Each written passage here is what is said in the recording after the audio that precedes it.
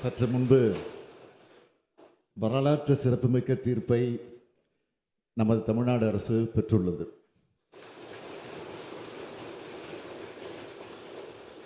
இந்த சட்டமன்ற பேரவையில் நாம் நிறைவேற்றி மாண்புமிகு ஆளுநரின் ஒப்புதலுக்காக அனுப்பி வைத்த பல முக்கிய சட்ட முன்வடிவுகளுக்கு ஒப்புதல் தராமல் திருப்பி அனுப்பினார்.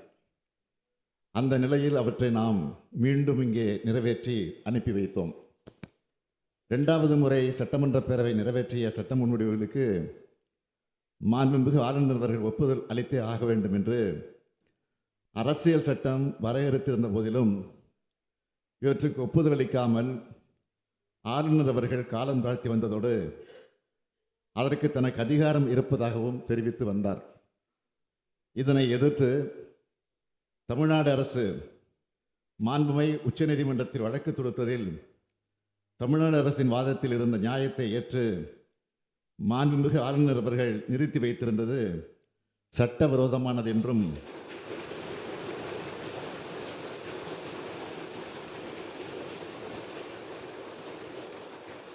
அந்த சட்ட முன்வடிவுகளுக்கும் ஆளுநர் அவர்கள் ஒப்புதல் அளிக்கப்பட்டதாக கருதப்பட வேண்டும் என்றும் தெரிவித்து வரலாற்று சிறப்புமிக்க தீர்ப்பினை இன்றைக்கு மாண்புமிகு உச்சநீதிமன்றம் வழங்கியுள்ளது. இந்த தீர்ப்பு தமிழ்நாட்டுக்கு மட்டுமின்றி இந்தியாவில் உள்ள அனைத்து மாநில அரசுகளுக்கும் கிடைத்த மாபெரும் வெற்றியாகும். இந்த தீர்ப்பு தமிழ்நாட்டுக்கு மட்டுமின்றி இந்தியாவில் உள்ள அனைத்து மாநில அரசுகளுக்கும் கிடைத்த மாபெரும் வெற்றியாகும்.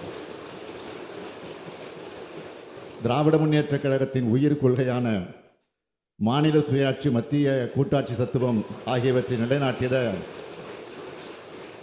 தமிழ்நாடு போராடியது. தமிழ்நாடு போராடும், தமிழ்நாடு வெல்லும்.